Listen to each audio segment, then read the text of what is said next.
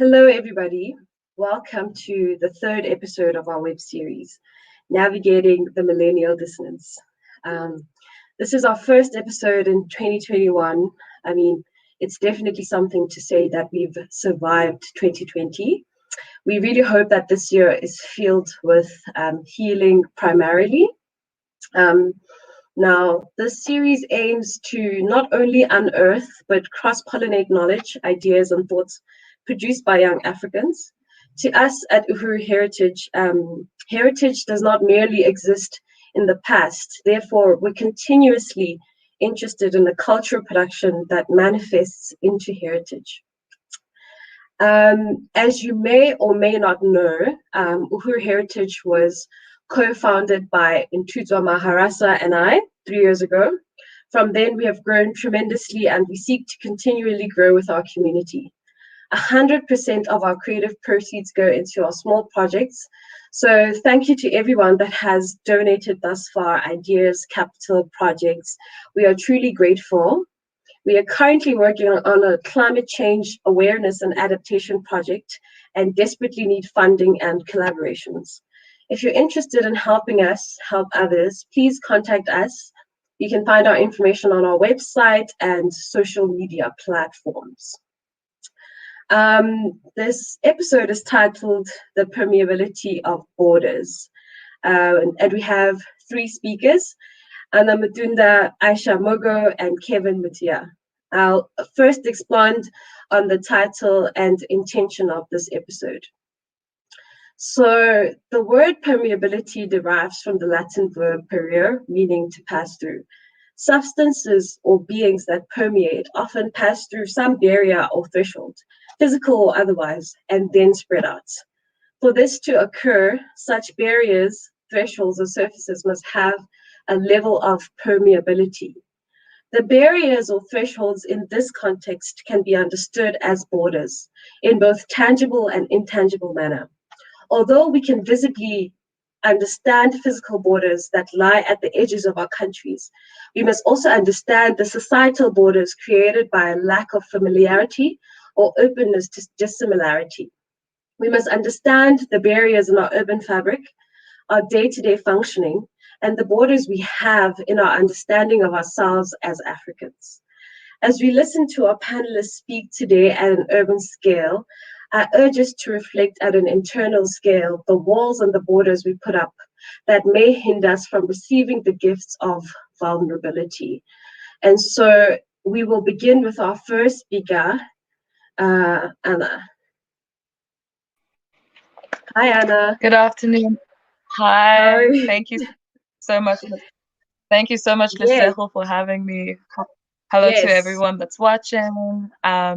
And yeah, so I run a activist group called Protest is Praxis, and I was really grateful for the opportunity to speak as a refugee living in South Africa, although I was born here. And I came up with a timeline of South African politics and contextualized it specifically to how refugees find themselves in Cape Town at this point. And what I found was that the left is swallowed a lot by the ANC and this very neoliberalist politics, and we find ourselves depoliticized because the public is actually shielded from politics, governance, and public policy. We find people who are politically unword because of the inability to actualize their political and revolutionary being. After apartheid ended, national interest became more about capital objectives, and that made South Africans resigned politically.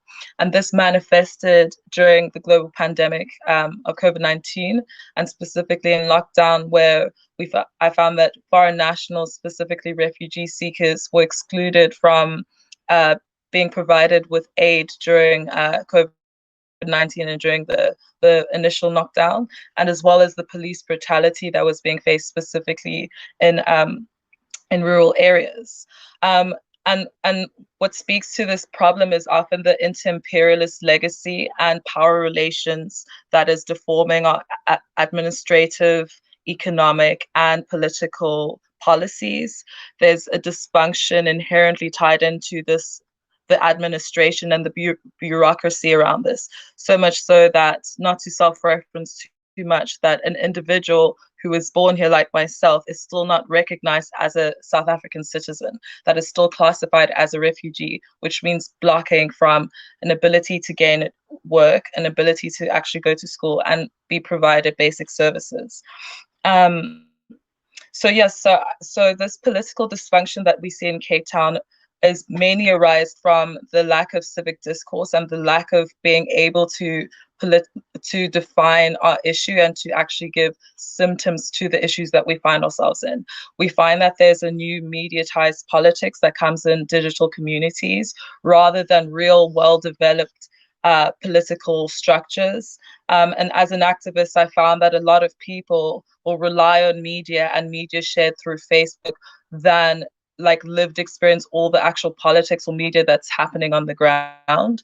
And this creates a lot of rumor mongering, as well as a lot of this very anti-movement or anti-political rhetoric within like communities in need. The terrain that we find ourselves in is no longer of a left to right axis, but rather one of populism that's concerned with anti-immigration and a social, moral, and economic decline. And also, as well as like a hyper-racialization of Black Afrophobia and white melancholia. So specifically with Black Afrophobia, we find this thing called Negrophobia, where Black South Africans who have not been able to actualize their social, economic, and identity well-being because of the lack of redress and redistribution of land and wealth, recreate a sense of oppression in seeing their blacker shadowed self in foreign nationals. And this creates what's called a negrophobia, where they're afraid of the part of themselves and reject the aspects of themselves that is poor and in desperate need. So this is why we find such high cases of xenophobia, specifically in South Africa. As Julius Malema often there's a high distrust and self-hate that happens the minute that the government has not allowed a country to actualize itself politically. And I think it's important to speak about why foreign nationals are in this position of having to struggle, because other South Africans in the area are not being looked after socially and politically enough, and form a huge part of this working class community that is actually looking for basic necessities and social infrastructure from the government. So on the basis of the interactions that's happening between South Africans and foreign nationals, it's often of a transactional nature, where people work together, and it's never beyond a survival mode basis, unless in very like well-off or privileged sort of areas. And this is all happening in the backdrop of a dilapidated economic environment where there's high unemployment rates, high poverty levels, excess income inequalities, huge apartheid legacy, and an ingrained dualism. Where there is more of a housing redress happening for people who can afford it. Today in the news, there was talk that Cape Town actually became one of the best cities for Europeans to do remote working during the pandemic, for basically Europeans that wanted to work away from, an office space. Cape Town itself was named as the best city for that. But this is in amongst the huge spatial apartheid that is happening currently in the city, the lack of land redistribution and RDP housing building, and the severe gentrification happening in so many of the communities in our area. So this dualism and the splitting is really, and also the depoliticized nature of our politics, like civilianism not being able to say the words Black, to talk about these strong political terms, but rather are given this like neoliberal sort of language of charity and good or bad or poor people, rather than an empowering and a tool-mongering sort of language. So if these struggles are being reduced to a dualistic state, what space does that actually afford foreign nationals and refugees in such a space that's so obviously anti-political? It actually allows more of a space for corruption from people with resources, governments, and white monopoly capitals who further disenfranchise people because of the lack of politics, because of the lack of radicalization of resources and of the tools and of buildings and just general sort of economic welfare. And a good example of this is Bromwell Street community right behind the Old Biscuit Mill. The Old Biscuit Mill is centered in the Woodstock area, which is a predominantly colored working class area. And the Old Biscuit Mill really centralizes a lot of these Eurocentric values. You know, there's focaccia bread that costs about 850 rand there because it uses 8-year-old balsamic vinegar reduction, you know, and right behind this biscuit mill is a street that actually housed many of the homeless people from apartheid till this point, and a lot of them also being refugees.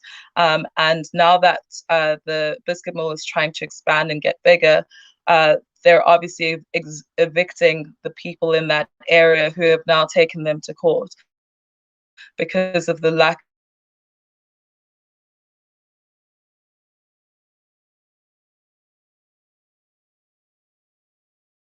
refugees as being a part of the South African colored or Black working class, that very often we do form part of these spaces, but because of how, again, dualistic and depoliticized the narrative is specifically in Cape Town, how polarized the spaces are and how deformed the politics are, we're robbed of an ability to actually vocalize ourselves. I mean, during a pandemic, the fact that, again, you know, people being denied aid, people being evicted, you know, South Africans themselves as well, being evicted from their houses, even though there was a moratorium saying that, you know, there shouldn't be any eviction, you know, that also affects foreign nationals. And as well as this one bill that's been proposed specifically in Gauteng and not necessarily pertaining to Cape Town, where there's a Gauteng bill that's being proposed that basically disallows foreign nationals from being able to own spaza shops in a particular township community. And this has legalized xenophobia. And this is just another example of how, if the community is not well looked after, if South Africans are not looked after from a social developmental state, then the burden will fall on migrants naturally, purely, and that being a very Afrophobic and self-hating thing, but that issue can't be placed specifically on Black South Africans. That has to be done with a governmental sort of issue, the imperialist policies that still exist, as well as like the colonial legacy in statues, in housing rights as well. So yes, and another example of this happens in the extortion of money for protection in townships. So what often will happen is that a collective of, you know, gangsters that operate in the township will go to spaza shops that are owned by foreign nationals and insist on a huge sum of money for protection so that their spaces don't get looted or taken over. And so we're allowing this corruption to take precedence because people in that area are not well looked after. So when it comes to navigating these spaces as foreign nationals and as refugees, I found for myself and for a lot of refugees that as much as we are activists, as myself as an activist, we're constantly being denied a space just as much as South Africans are being denied a space. We're constantly being asked to prove our worth more than, you know, white Eurocentric sort of spaces in Cape Town are being asked to prove their worth. And there are far too many examples of this. And one of them specifically was a case that I worked on with at a restaurant nearby, where the owner, who was a white owner, was not paying his staff during lockdown. A lot of the staff who are foreign nationals and often undocumented were being exploited and not given contracts. And, you know, there was obviously some outcry about this, but they all kind of shared this information anonymously, to which I confronted the owner. And, you know, purely because of a following that I have on social media, you know, this digitized practice again, and as well as it being a privilege because I know that my proximity to, you know, all my followers is purely based off my privilege and my proximity to whiteness and, you know, European elitism. So my followers also being of middle class or upper middle class like upbringing. So that purely based on the outcry, you know, he was able to address his staff, apologize to them, and reimburse them for the money that he had not given them, and in fact also promote some of the workers that in the area, and also raise money around, you know, staff transportation and other things that, you know, he excused himself for not being able to provide for. So I guess what I'm proposing is self-organization on social reproduction, and how this can develop further political momentum. You know, the molding of our nation will not be advanced in the molding of our nation will be advanced in direct proportion to the elimination of these accumulated white colonial privileges and symbols, in combination with lawyers, philanthropy work, artists providing funding. Then the vulnerable will be easily corrupted if people don't know their rights, if people don't have a voice, and if we do not give that awareness to them. You know, so using our relative privileges to not only just speak on digitized platforms, you know, similar to this, where it might just be exclusionary just based on language. I mean, me myself, I have not gotten a full degree, but purely based off my privileges and proximity to well-off whites and Black elites, I've been able to learn particular things and have access to these sort of platforms without having a qualification. And, you know, the imposter syndrome jumps out, where it's like, I don't know if I'm capable or have the caliber to be this person. But the truth is that everyone can, and we need to rethink this idea of success, that success cannot equate our personality, especially for foreign nationals, who have always known what it means to leave a space behind, specifically when it comes to the climate injustices happening around us, that the movement away from home and the view that we have of our home, that being dilapidated, that is a mentality that many refugees have had. So if we centralize, development based on our well-being as refugees, and specifically Black women and queer women, and we queer these spaces in a way that's sustainable, then we are going to create a wholesome and more progressive environment, not just for the refugees here, not just for South African people living here, but for the climate itself. In conclusion, I really found that a lot of this work is spiritual, and it has to do with a culture of language, and it also has to do with a culture of communication, and in whatever regard we can manage, whatever, like, anything necessary in terms of like money, donations, art auctioning, or parties that are going where the funds go directly to an organization. We can no longer afford to keep ourselves in these elitist bubbles where we just kind of feeding one another again, over and over again. We need to do the work and implement these fears and these tactics directly into spaces that need involvement, directly into petitioning and into providing aid, because the future is purely based on mutual aid and not on reliance of our governance, because it's very obvious that they will continue to fail us because they continually focus and derive their policy work off, these legacies.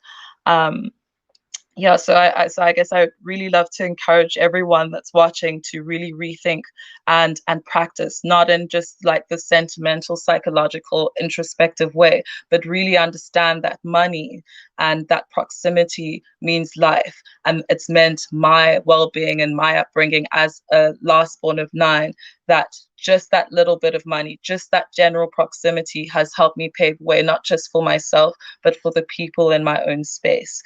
So that means really creating more of a formation rather than buying into the deformity of the space that we're in, like Cape Town. I hope this made sense, and thank you so much for your time. In conclusion, Lesego.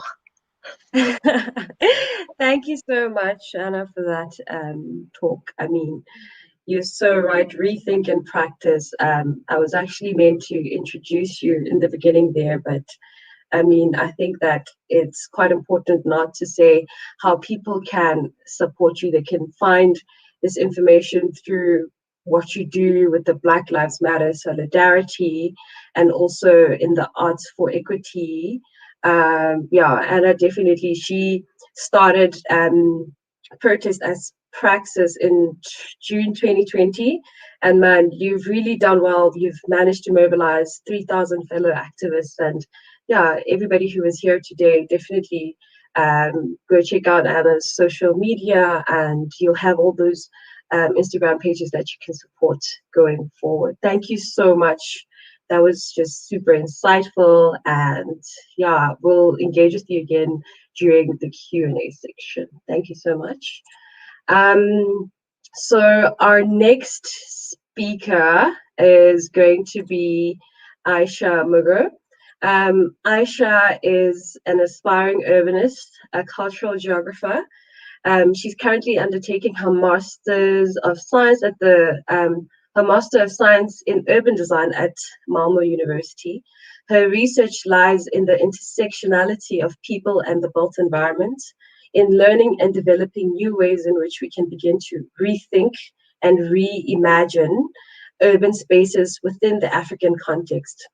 Aisha is particularly interested in how African migrant women, through cultural, domestic, and sex work, demonstrate agency and contribute to the wider networks of urban labor while navigating the post-colonial patriarchal capitalistic city.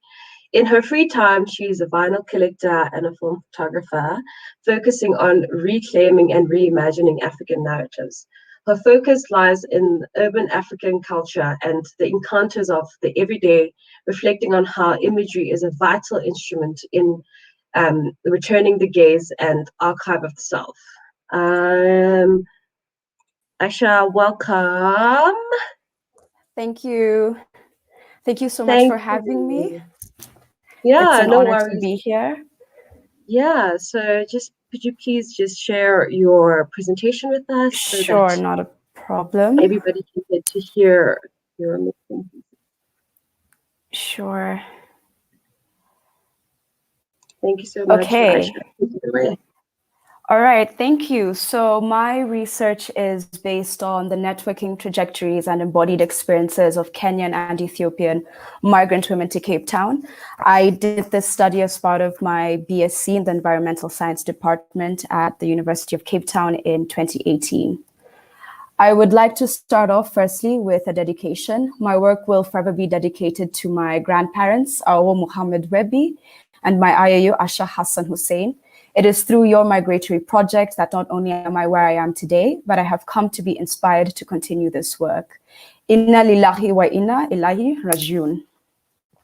To African women migrants the world over, may you find peace, happiness, and fulfillment in a rapidly moving world that has often not been kind to us, but is full of hope and possibilities.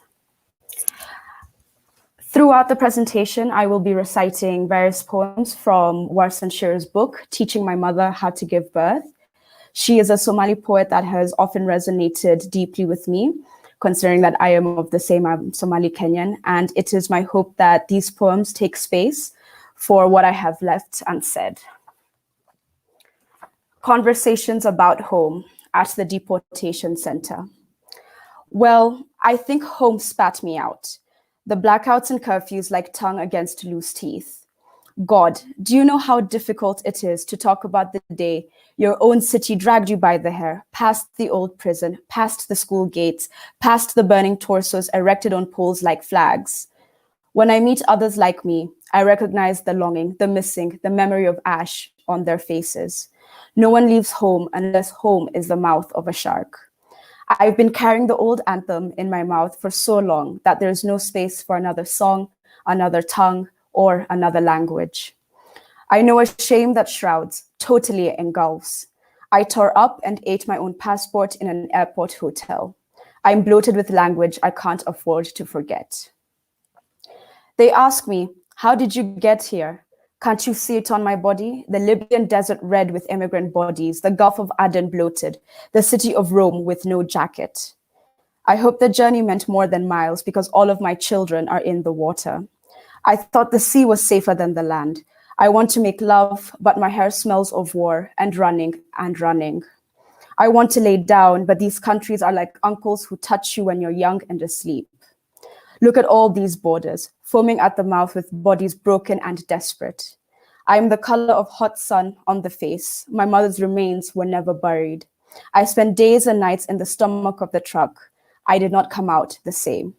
Sometimes it feels like someone else is wearing my body. I know a few things to be true. I do not know where I am going. Where I have come from is disappearing. I am unwelcome and my beauty is not beauty here. My body is burning with the shame of not belonging. My body is longing. I am the sin of memory and the absence of memory. I watch the news and my mouth becomes a sink full of blood. The lines, the forms, the people at the desks, the calling cards, the immigration officer, the looks on the street, the cold settling deep into my bones, the English classes at night, the distance I am from home. But alhamdulillah, all of this is better than the scent of a woman completely on fire, or a truckload of men who look like my father, pulling out my teeth and nails, or 14 men between my legs, or a gun, or a promise, or a lie, or his name, or his manhood in my mouth. I hear them say, go home. I hear them say, fucking immigrants, fucking refugees. Are they really this arrogant? Do they not know that stability is like a lover with a sweet mouth open upon your body 1 second? The next, you are a tremor lying on the floor covered in rubble and old currency waiting for its return. All I can say is, I was once like you.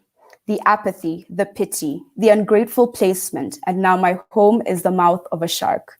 Now my home is the barrel of a gun. I'll see you on the other side. When we begin to think about East African migration, I think it's often important for us to understand as to how migration began.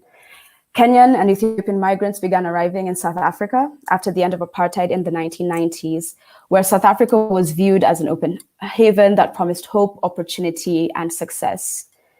The international migration of Kenyans in large numbers is considered a recent phenomenon and a consequence of the deterioration of Kenya's economy in the 1980s due to structural adjustment programs that were forcefully implemented by the World Bank and the IMF. And ever since, it has been suggested to be the reason that there have been massive changes in patterns of migration for Kenyan migrants. War and political conflict, poverty, environmental degradation, and famine have historically been among the major causes of migration in Ethiopia, and they continue to do so. However, when we think about migration, a lot of the time the images that we get, a lot of the time the news that we get is very male dominant. Women have often been placed to be viewed as passive and docile and largely dependent on men, either as accompanying spouses or traveling on their own to be reunited in the host country. More so, studies on female African migration have been extremely feminized, where the focus often lies on care work, their roles as caregivers, or transnational mothers. However, their lived realities, particularly pertaining to their migratory trajectories, the networks they build, the connections they make, and their stories seem to have gone undocumented. The second poem I'll read from Warsan Shire is called Maimun's Mouth. Maimun lost her accent with the help of her local community college. Most evenings, she calls me long distance to discuss the pros and cons of heating molasses in the microwave to remove body hair. Her new voice is sophisticated. She has taken to dancing in front of strangers. She lives next door to a Dominican who speaks to her in Spanish whenever they pass each other in hallways. I know she smiles at him, front teeth stained from the fluoride in the water back home. She's experiencing new things. We understand. We've received the photos of her standing by a bridge, the baby hair she'd hated all her life slicked down like ravines. Last week, her answering machine picked up. I imagined her hoisted by the waist, wearing stockings, learning to kiss with her new tongue. For the presentation, I thought it would be best to break down the embodied experience of the migrant woman.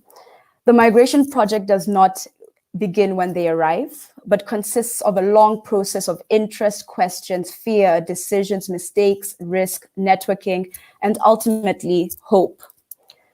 The process includes a pre-migration process, then circumnavigating borders as they embark on their journey, and lastly, post-migration, their arrival and the everyday lived realities in Cape Town. We tend to emphasize facts and then we forget about the power of voices. Hence, I have chosen to show direct quotes from the migrant women themselves to allow us to have a view into their world and experiences. Names have been changed to protect their identity. The journey to migrate for many African migrant women begins in their home country, where different life experiences challenge their sense of empowerment and identity.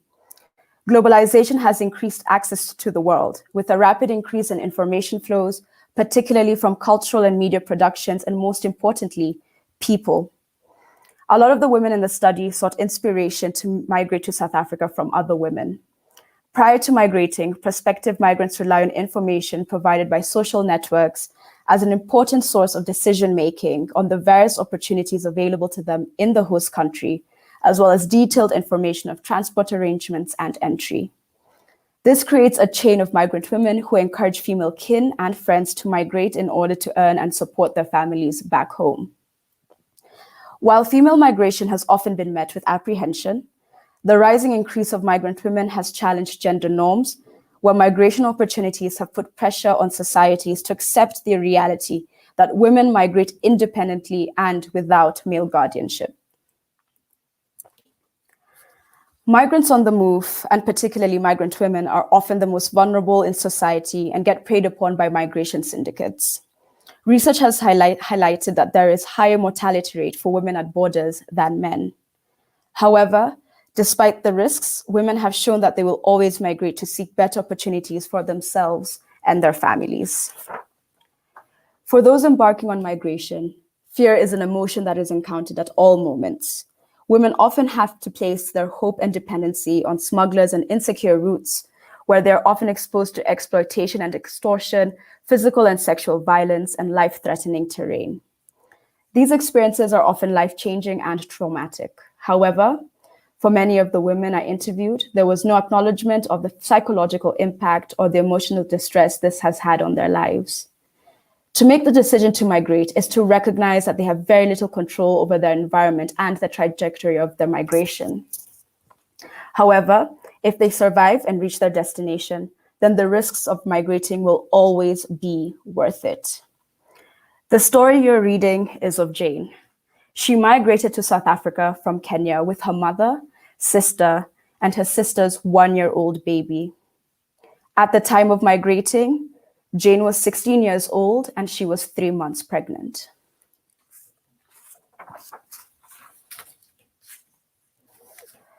Before departing home countries, migrants have certain expectations of their new home and what their lives could potentially be. After a successful journey, their imaginations of a new life seem to be within reach. Initial expectations are reached, where the large buildings and bright lights of Cape Town represent a new progressive future. Within immediate arrival, Ethiopian and Kenyan migrant women thrust themselves into employment opportunities. Many of the jobs undertaken consist of cultural labor, hair braiding, selling Kenyan curios, or working at and establishing Ethiopian restaurants and shops.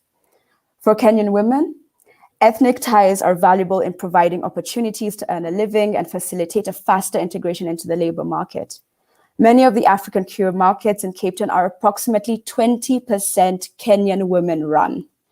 The women are often introduced to the market by their hostess. The Kenyan community is extremely dominant in Green Market Square in the Cape Town CBD, with the majority of the stalls run by Kikuyu women.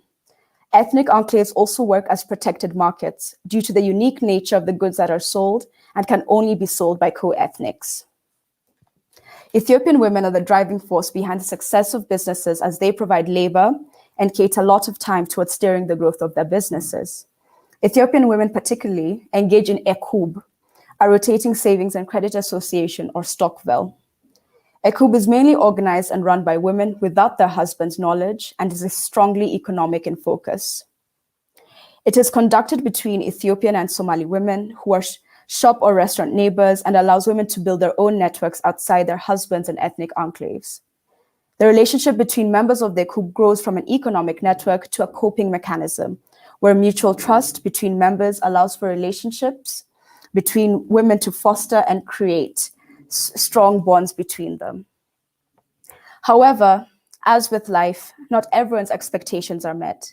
For many, economic, cultural, societal, and relational hardships not only continue, but heighten. Yet, within those moments, romantic relationships are built and collapse, children are born, women change jobs, the state is avoided, and independence is sought by any means necessary. And in the profound words of Helen, a participant from Ethiopia, because life is everywhere, not really out there, a good life and opportunity can be found anywhere, irrespective of the circumstances. Even in the face of xenophobic violence, patriarchal communities, and gendered expectations, the ability to create a life for oneself is where female diasporic life lies. To be invisible is a strategy to survive. To go unnoticed is an advantage. It is how migrant women thrive. Kenyan and Ethiopian women have demonstrated agency throughout their migratory process. They are the primary decision makers about the migration project and have forged networks and relationships that are of benefit to them.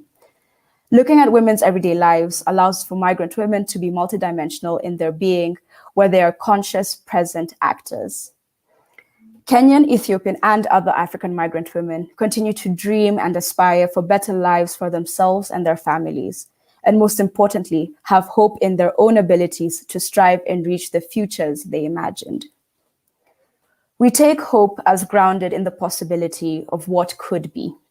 It provides meaning behind the actions and choices that all of us migrant women take, and how these are influenced by hope from the outset. Hope is a complex, multi-layered concept that is rested on the ability to imagine, believe, or desire for change in one's life and a better future. However, hope is mirrored by doubt, as the imaginations of a better life are constantly marred by the uncertainty of what will take place and whether the outcomes will be as desired. Much of migration is inherited hope, where potential migrants aspire to follow in the footsteps of earlier migrants and hope to repeat their real or imagined success. The notion of success generates social hope, where family, friends, religious networks, community, and experienced migrants contribute towards the aspiring migrants' migration project and turn hope into a reality. And last but not least, I will end with the final poem from Warsan Shire, and it is titled Ugly. Your daughter is ugly. She knows loss intimately, carries whole cities in her belly. As a child, relatives wouldn't hold her. She was splintered wood and seawater. She reminded them of the war. On her 15th birthday, you taught her how to tie her hair like rope and smoke it over burning frankincense. You made her gargle rose water, and while she coughed, said, Ma'anto, girls like you shouldn't smell of lonely or empty. You are her mother. Why did you not warn her, hold her like a rotting boat, and tell her that men will not love her if she is covered in continents, if her teeth are small colonies, if her stomach is an island, if her thighs are borders? What man wants to lie down and watch the world burn in his bedroom? Your daughter's face is a small riot. Her hands are a civil war, a refugee camp behind each ear, a body littered with ugly things. But God, doesn't she wear the world well? Thank you. Thank you so much, Aisha. What a powerful, powerful ending. I mean, wow.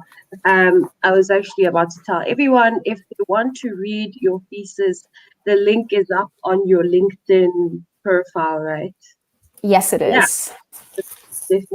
Definitely check it out if you want more information. Thank you so much. That was Thank you. All right. So our next speaker is Kevin Mutia. So Kevin is an urbanist with a curious sense into how people use an appropriate space. With a background in landscape architecture, urban planning, and design, Kevin is amused in understanding what space means for people at different scales. His Master of Urban Design titled Interface focused on how Cape Town's urban structure influences migrant urbanism practices and how parts of the city can be appropriated to encourage this urbanism. Was done at UCT, and in his spare time, Kevin enjoys nurturing plants, taking walks, and being immersed in the forest. Kevin, welcome. Thank you so much, Lesego, for having me. Good evening, everyone. I just wanted to start off by... Pleasure. Let me add your presentation.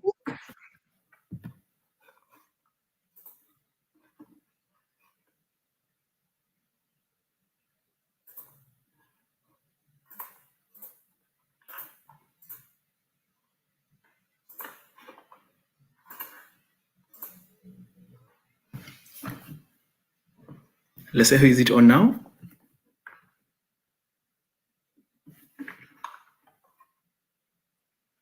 Okay. It seems like we're having a bit of trouble connecting to you, Kev. I think that you can definitely just re-add your presentation. I think the connection should be more stable now. Sure. Received it. How is it now?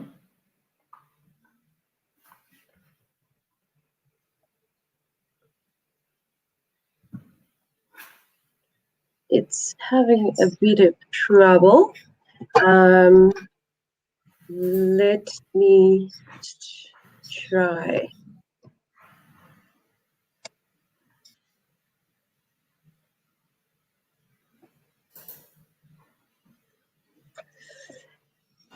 Are we back? Having a bit of internet issues. Apologies, everyone.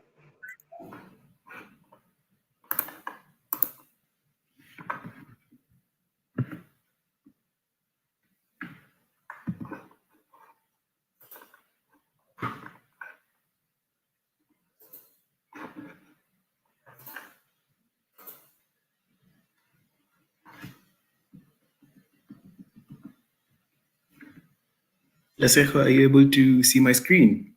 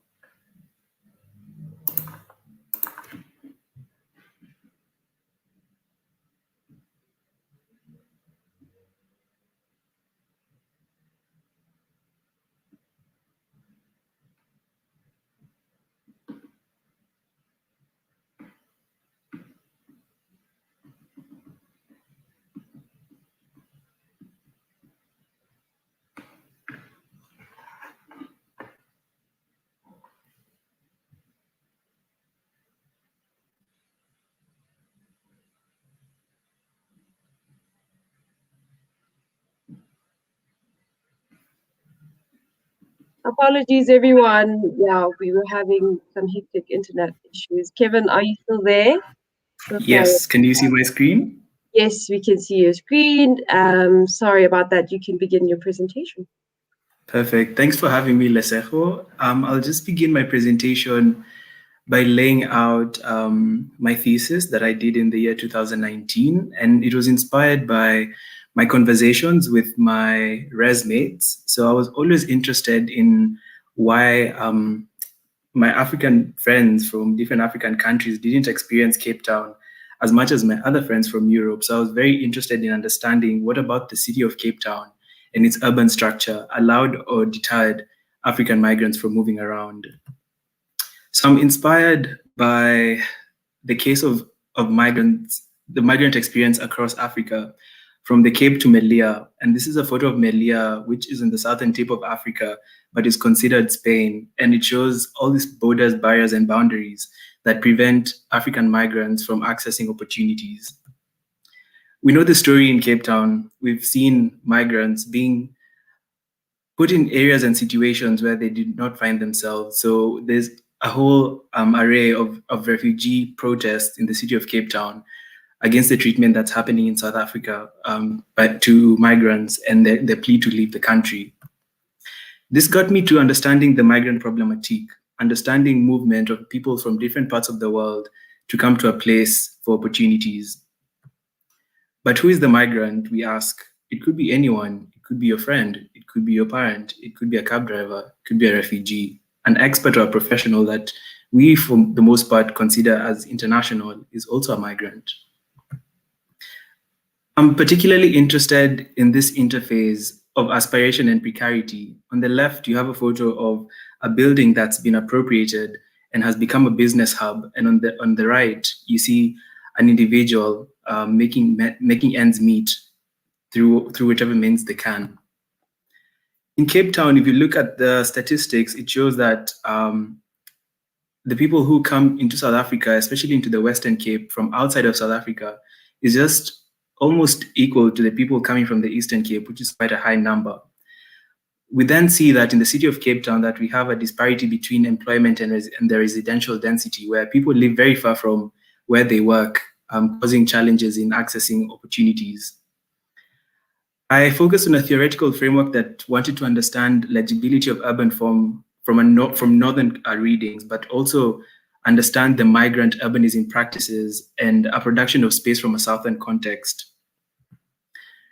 I juxtaposed two photographs here where we have an ethnic enclave in Eastleigh, Nairobi, juxtaposed by an ethnic enclave as well that has a high proportion of Somali migrants in Belleville, Cape Town, just showing the difference in urban form and how it results differently in two different places.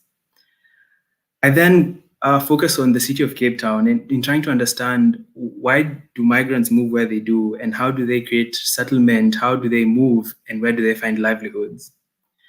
I decided to embark on a mapping process through a research through design approach, trying to map where different people live and move and how they find their way around Cape Town. What was interesting is trying to find the preferential areas where people move and how they access transport and jobs, which led me to understanding that there's various corridors where migrants usually settle. Looking at ethnic enclaves, I was fascinated by three areas and decided to focus on them. The Mowbray area, the Long Street and Green Market Square, and the Belleville Station. What I found fascinating, if you can notice, is the colors denote different activities. And what I found extremely fascinating about this exploration was the intensity of variety that we find in ethnic enclaves. However, looking at the Beach Road area, which is closer to the Atlantic seaboard, we noticed that there's not as many activities that would drive migrants to that area. I then focused on an aspect called everyday landmarks, which I perceived would be areas where, or rather theorized that would be areas where migrants would find themselves by an analysis of these four areas.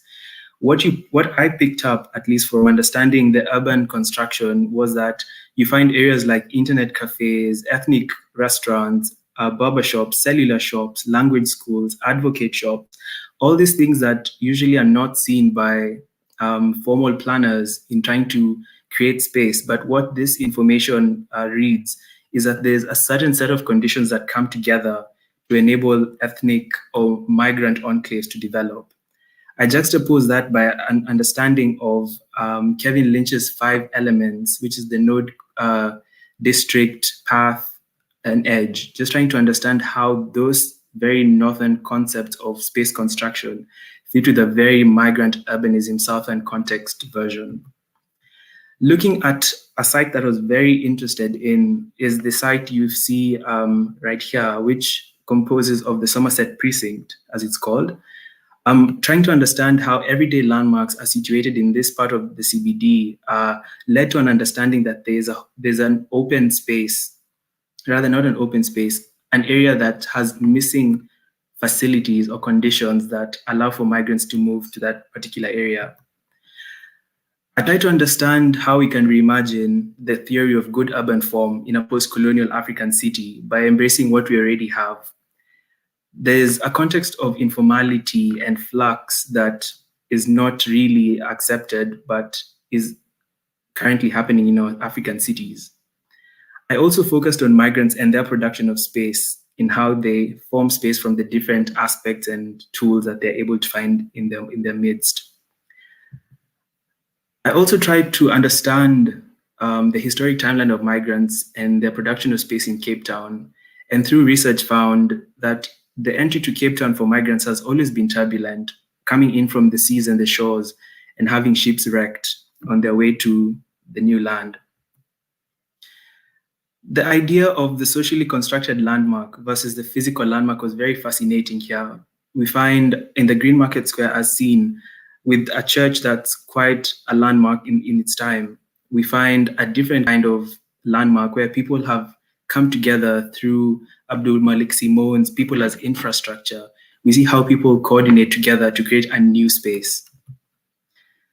What's quite fascinating in the city of Cape Town, however, is trying to understand how migrants have appropriated space through occupation, through informality, which sets out a different tone for how we view a post-colonial African city. What's fascinating on the left, you see the Helen Bowden Nursing Home, which was the first nursing home that trained the first Black non-Black nurses. And it's currently being occupied through efforts by Reclaim the City, who believe that land is not for profit, but it's for the people. On the right, we also see the area where we have a lot of informality that's redefining how the space is created in our neighborhoods. Coming back to the theme or the core of this episode, which is the barriers, borders, and boundaries, I bring you back to an understanding of power and spatial structure, where we notice that in Cape Town, there's a racial distribution that favors a particular kind of segregation, where people of different races live in different areas. We also see in areas such as Wolfrivier, where settlement is moved so far out of the city, which creates such barriers to access to opportunities as well. And we find out from the literature that culture and urban form are very interlinked. So the people in power determine how the cities would look like and what the manifestation of the urban infrastructure looks like. But seeing this photo of Green Market Square, we notice that there's also a different kind of space that's created, especially in the post-colonial African city, that favors migrant economies and that enhances trade. And this is often overlooked, but very crucial in the development of the cities. I propose we look at the city as Sennett emphasizes. He says, the cities everyone wants to live in should be clean and safe, possess efficient public services, be supported by a dynamic economy, provide cultural stimulation, and also do their best to heal society's division of race, class, and ethnicity. But these are not the cities we live in. But can you imagine if the former is what we had in our cities? I try to also look at the performance criteria of physical urban space just to understand what physical aspects or attributes of space have to come together. And what's particularly interesting for this study is understanding that spaces need to have variety, they need to allow for flux and constant change, and they also need to have their own unique identity. I tried to understand the movement of migrants, looked into three aspects of arrival and how informal trade can become a marker of legibility. I also looked into settlement and settlement patterns and how we can start looking at temporary accommodation like hotels that may become appropriated to become migrant areas for settlement. We also looked at livelihoods to understand how access to schools and opportunities can also create networks. This led to an adaptive framework to understanding how to lengthen public space and have a coherent movement of people in public space. Then through the precinct design, there were a couple of things I considered, like invited and invented spaces and aspects of movement and access. It also was followed by an exploration into understanding the public and semi-public space, because migrants find themselves in an area where they hide from the gaze of the state, but also need to be visible. So this led to an understanding of the precinct and bringing up particular aspects to make sure that they speak to one another, and coming up with creative and adaptive spaces like exhibition spaces for trade but can be changed in different times. It also led to creating a very interesting urban precinct that celebrates diversity and opens up for flexibility. And that's the end of my presentation. Thank you very much. And yeah. Thank you very much, Kevin. That was super insightful. Where can everybody get to read your thesis? I think they can ask you to mail it to them if they require it. Sure, yes. My email should be somewhere on your platforms. Yes, it will definitely. And you can reach me on k.mutia.km@gmail.com. Wow, thank you so much. That was so insightful. Learned a lot. Really enjoyed reading your thesis. I mean, some really mind-blowing ideas that you have. Okay, thank you for that. I think now we're gonna move over to our Q&A session.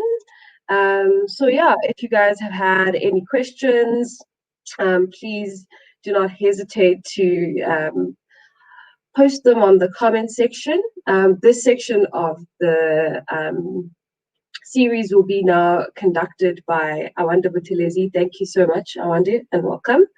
And thank you to our panelists. Your presentations were amazing and insightful. And I really hope that everybody that has been here today has taken with them a piece of you and a piece of your mind.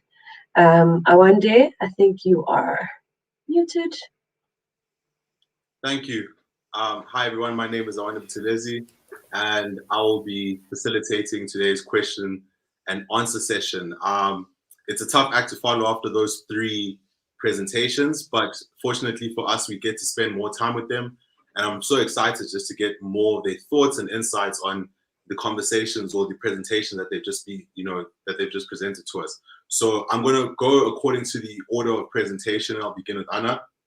I just want to ask, with regards to your organizing work, and you touched on the aspects of depoliticization, racial divisions, class division, some of the barriers that have heightened these divisions within the space, within your space in Cape Town specifically, and across South Africa, between migrants and how they experience these environments.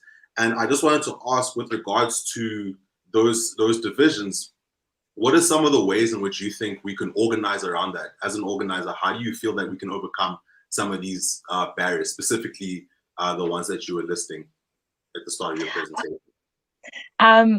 You know, I'm so grateful that we're tethered this way, Awanda, because part of my presentation was actually this sheet of paper that was tucked under, and it was absolutely this answer to your question. And, you know, the answer is really structural dissent as activism, structural dissent, structural opposition, mutual aid, models against dependence on government, land occupation, just as Kevin very pertinently pointed out, negotiations before occupation, solidarity with the working class community in local restaurants, creating jazz bars, like encouraging cultural and progressive spaces, you know, creative monopolies, property development, and therefore like just like this developmental state with a top-down intervention that is more comprehensive, especially through digital platforms. I think it's very important that we realize that the tools that we have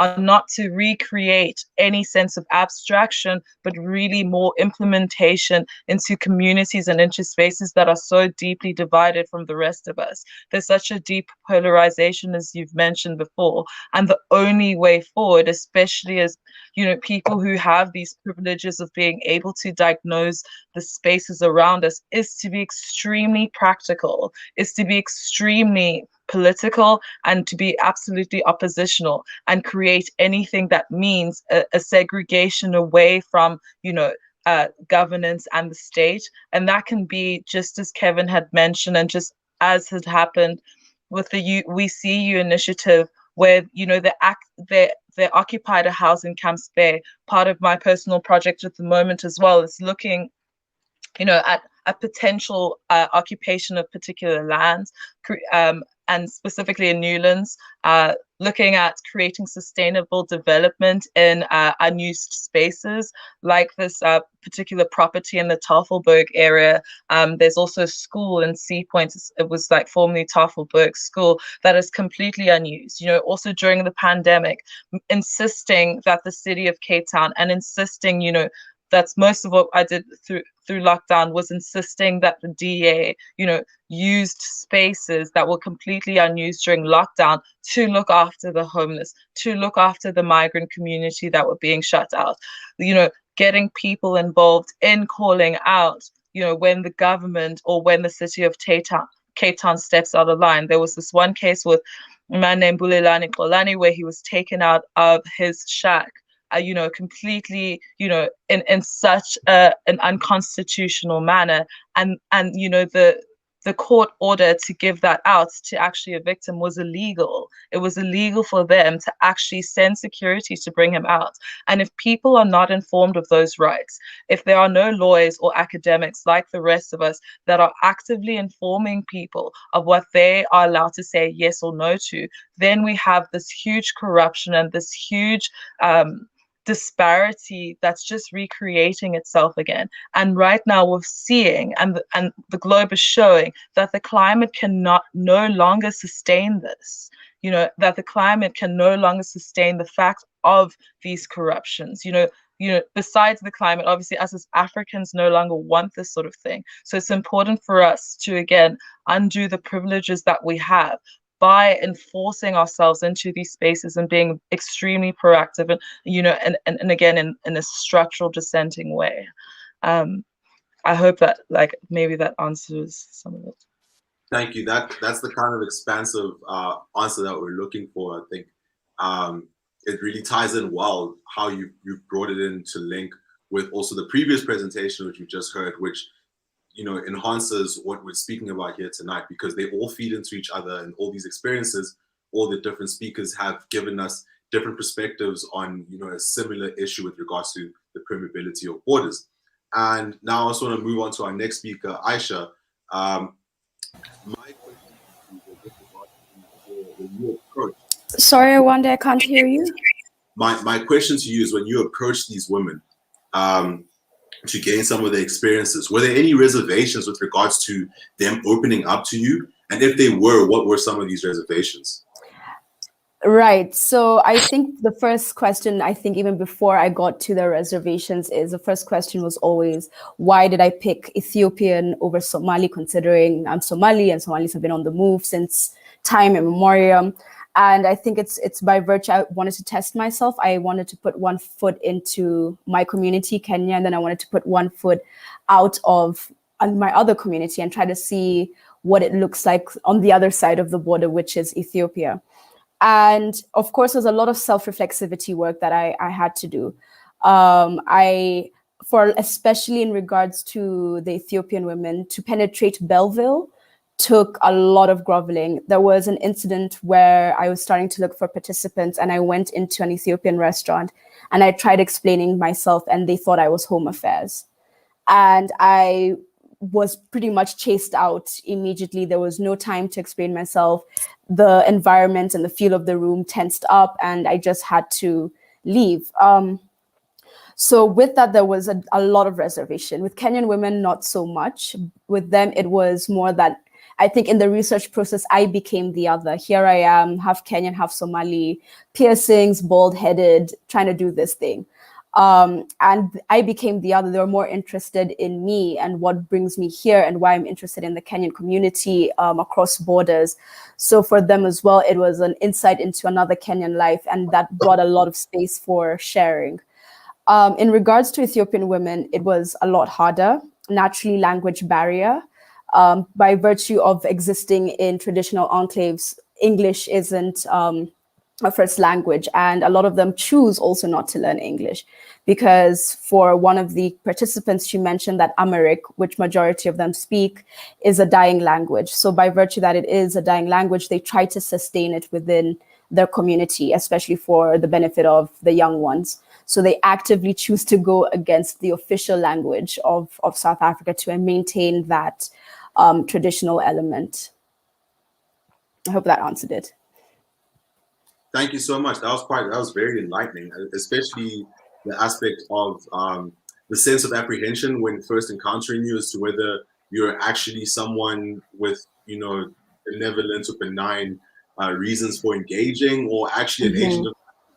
I think that's actually it enhances, some of the experiences that you spoke about in your presentation, especially the experiences that you spoke through your poetry.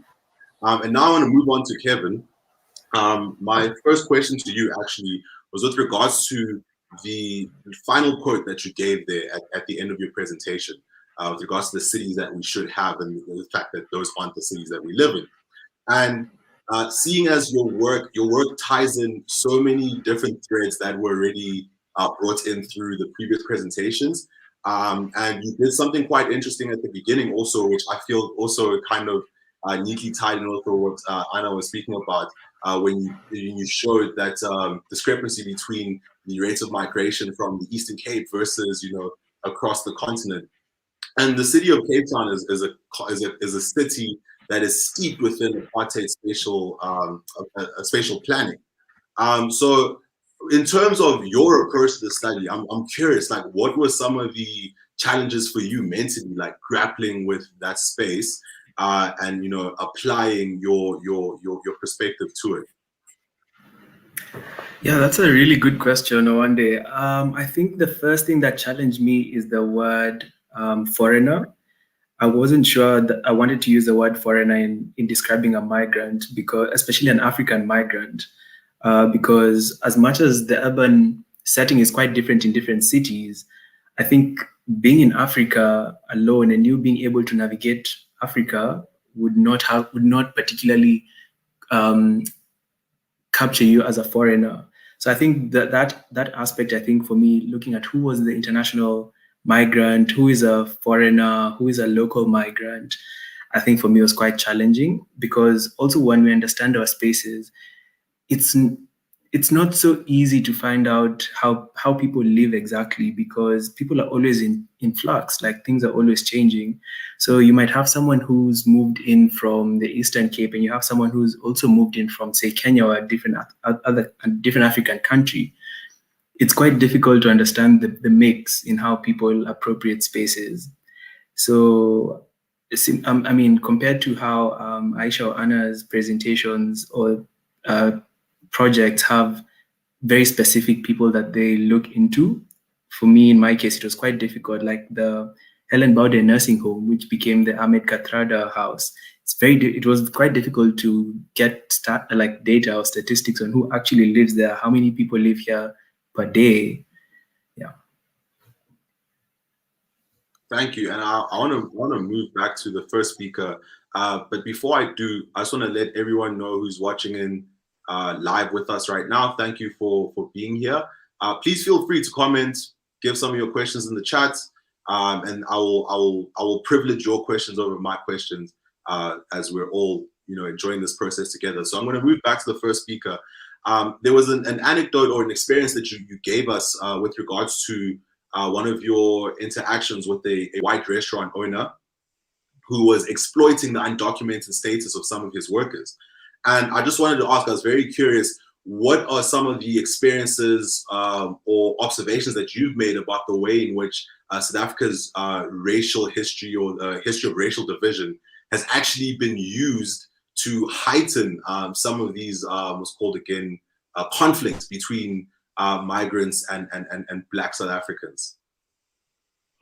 Well, I can speak from the position, obviously, of my current privilege of not necessarily have to be employed, and reference it back to the times that I was also, working in a restaurant undocumented, and the conflict that exists in that time is that, when you're South African and if you do have an ID, you're given contracts, which means that, you have a wage, how long you're going to be in the space for. But the minute that you're undocumented, you're extremely disposable.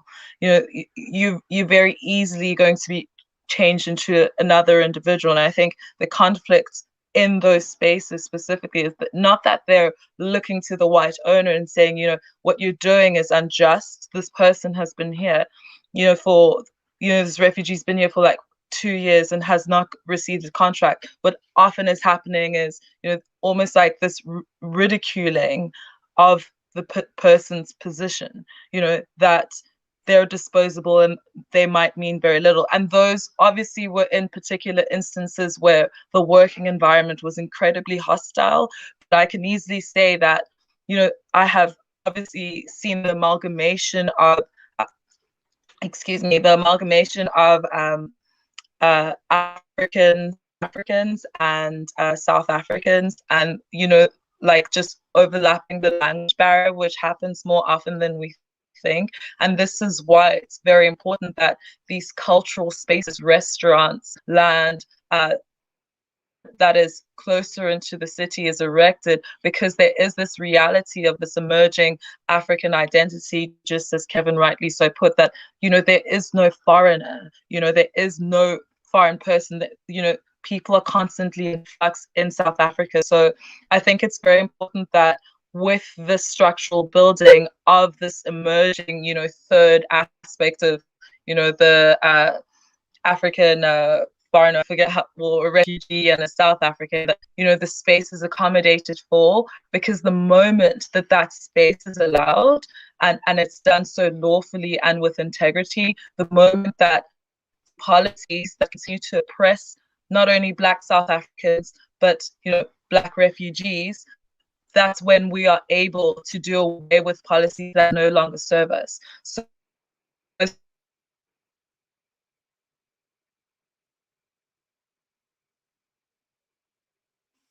sorry, we just seem to have lost the audio from Anna just quickly.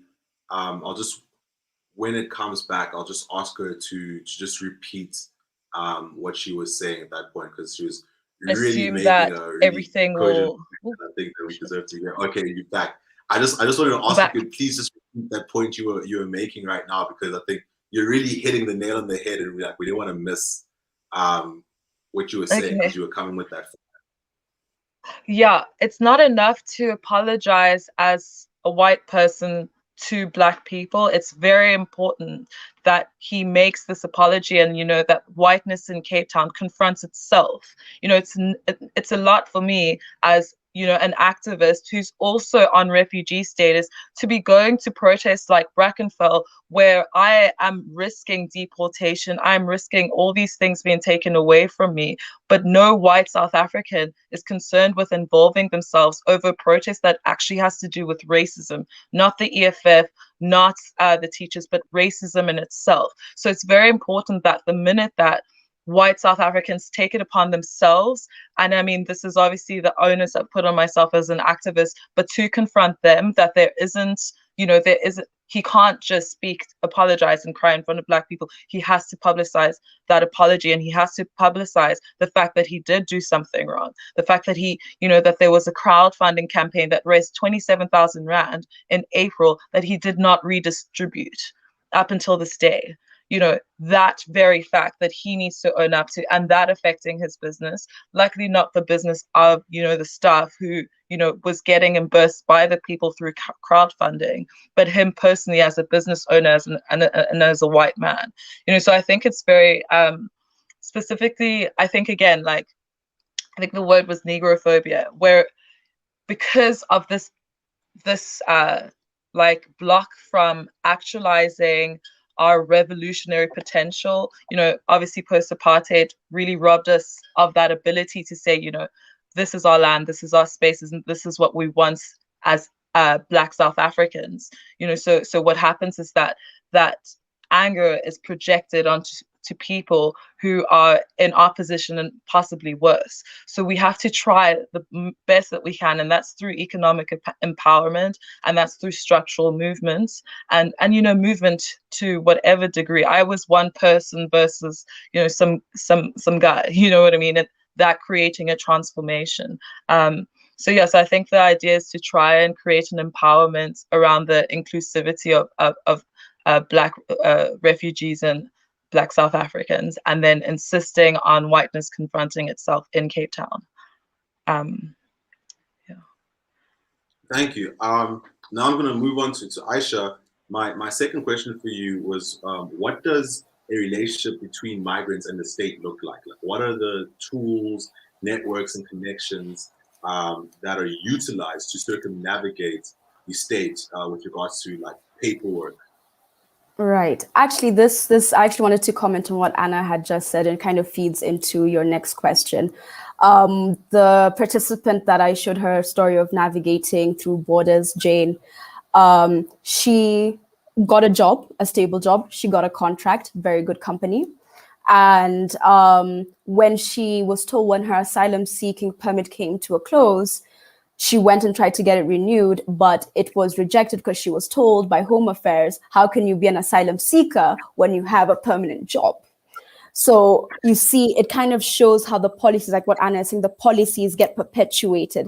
And once you pass the first roadblock, the second roadblock comes in. And it is that negrophobia that exists within the state, right, that gets perpetuated and now brings in barriers that prohibit a migrant, even if they do follow the book, that they have to now go and start circumnavigating, asking other community members outside of their own, how do I get this done?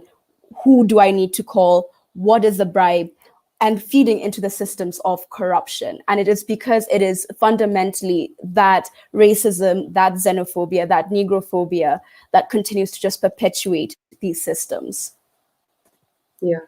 Can I please touch on that, Awande? I mean, actually, pose a question on top of that, just a general question to say to all the panelists, actually, how do you guys think then a borderless Africa would affect migration patterns, or, as you've all touched on, sort of the features that attribute a space, a city ideal for settlement for Africans?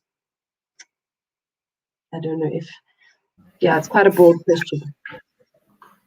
I can take a stab at it. I think variety and diversity have always been a good thing. I think the more we contain different mixes of people and cultures and identities, I think it creates a very monogamous, homogeneous like city. And I think those are not the cities we want moving forward. We want cities that are vibrant and that have a mix of all these different aspects. And I think that's the city that we want to live in Africa. Yeah, I agree. Does anybody have anything else to say? Because, yeah, Cape Town is definitely one of those spaces, and I think a lot of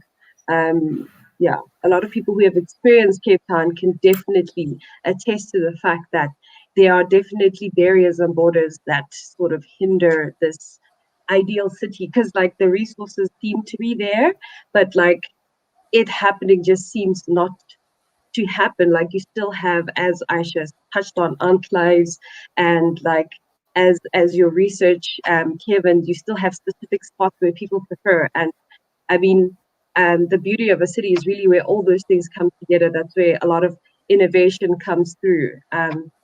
So yeah, it will be quite interesting to try and figure out how exactly, with all sort of thinkings that we have, can we implement this? Yeah, I guess you could start small, this like mixedness in cities. I don't know, Jeezy, if you have anything to add on to that. I actually wanted to just take from your cue and add another general question to the panelists, just to merge their perspectives before we close up. With regards to the different experiences in which you've been speaking towards, and as like the Sejo just spoke with regards to a borderless Africa also, which is the vision which is now being pushed in different circles. African Union creating the African Free Trade Zone, moving towards the African passport. It's at a higher level, those conversations are already happening, but in a space such as this, we have to think around some of these issues at this point. And all of you, having lived, worked, and studied in Cape Town, have a very specific experience of this issue from within the South African context. And the question that I want to raise to each of you, I'd like to hear each of your perspectives. You can go in whichever order, whoever feels comfortable answering first, is to what degree do you think that the process of racialization, which happens in South Africa due to its history of apartheid, how does that affect the way in which migrants experience they have the experience of the city, and how does that affect the way in which they relate to each other and other Africans? Speaking about Black South Africans and Africans in general, just to touch on the point of Negrophobia that has been brought up also. Anna, you seem like you're ready. Yeah. So I can speak of this one experience that I had in high school. I went to a very white high school, and I was once in a taxi on the way home, and I was really struggling through something to do with maths in the back of a taxi.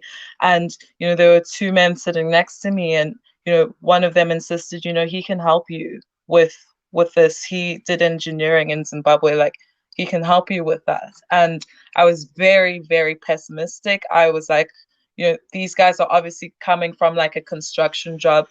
Like, how could I ever think of a time and a place, to possibly engage with this person? And like, I was completely doubtful of the fact that, and I'm speaking from someone who, was born and raised in South Africa and who had internalized a lot of this Afrophobia, that, again, I mean, just for myself, constantly being a token in these white spaces, I was rejecting the part of me that was capable by seeing someone just like me and thinking, they're also incapable. So I think that when it comes to the relation of other Africans, I do believe that we do believe in one another, but the minute that Afrophobia, Negrophobia is confronted, that will allow for more of a space and belief and possibility on a structural level and on an educational level. For example, even us as panelists here,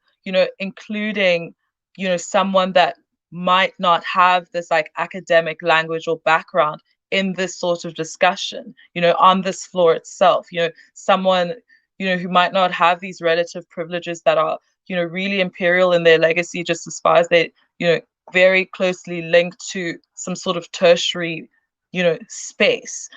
So just this inclusiveness, and engagement to other that isn't predominantly centered in like, and again, this like legacy of whiteness and legacy of, the standard of whiteness and what that means. So yeah, so I guess I think in my mind, I've always thought that it's easier rather said than done, but the point is to do, the point is to include, and the point is to allow ourselves to be uncomfortable, to allow, that part of within ourselves to be uncomfortable, because that's the minute that we begin confronting something. I don't know if that answers your question, but yeah, I think there's still kind of like a process that, we're obviously moving through as South Africans and, as Africans as well. The point is to do, and we're currently moving through that process. We're currently experiencing it in our own messy way, in our own different way absolutely. Also. Kevin, and then we'd like to end off with Aisha. Sure. At least for me, with the research, I noticed that in a post-apartheid city like Cape Town, there's aspects called gray spaces that are developing.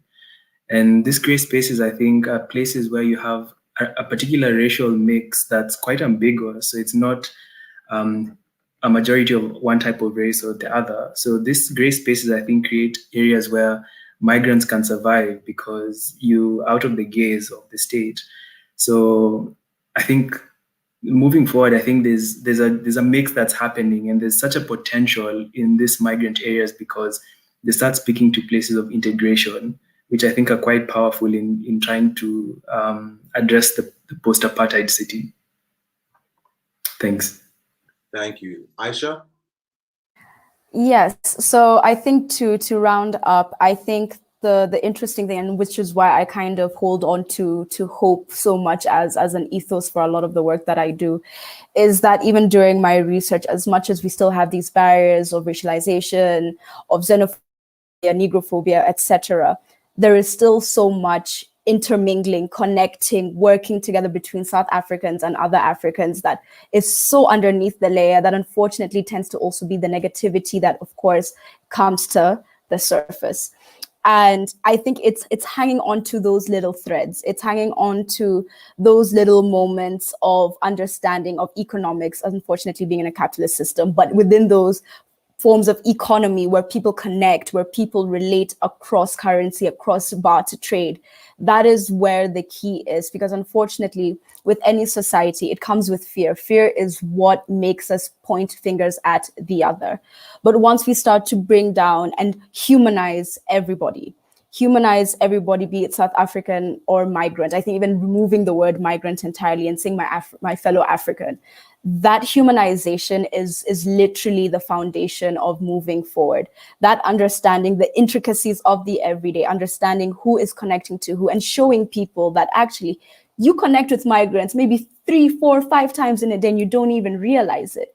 That is where the humanity of it all begins. That is where we can begin to undo and to expose that actually we need each other. Our economies need each other, our societies need each other, emotionally we need each other. That is the fundamental. Before I hand over to Lesego to close us off, I'd like to thank our 3 panelists for their time. I'd like to thank you all for your presentation, your insights, your thoughts. Uhuru Heritage is trying to cater a Pan-African space such as this, and I think that this conversation carried that spirit of Pan-Africanism. Just to steal some of the thunder that Aisha came with towards the end, we humanize each other, we see each other, we understand each other, and we relate to each other as Africans. That's how we move forward, and that's how we build. So I'd like to thank you all for helping to bring this conversation together. This is how we do that in such spaces, through events and activities such as these. And once again, I'd like to thank you all also for attending. Lesego, I hand over to you. Thank you so much, Awande. Thank you for asking the questions and running this Q&A session, but also thank you so much to our panelists. I mean, your presentations were so insightful. Thank you also to everybody that attended today, or anybody that's actually going to watch this webinar on our YouTube. It's going to be there, so thank you to anybody that watches it after. Thank you to the encouraging comments that we got from Mabureng, Letukolo, Frame Ambition, Jonathan, and Marion. We thank you guys so much. Your kind words really stick with us as we continue to try and curate this Pan-African space, like Awande just said. So yeah, guys, just like and subscribe, and also click on the notification section. And yeah, we will be seeing you guys again in a month's time for our 4th episode. Thank you so much, everyone. Thank you.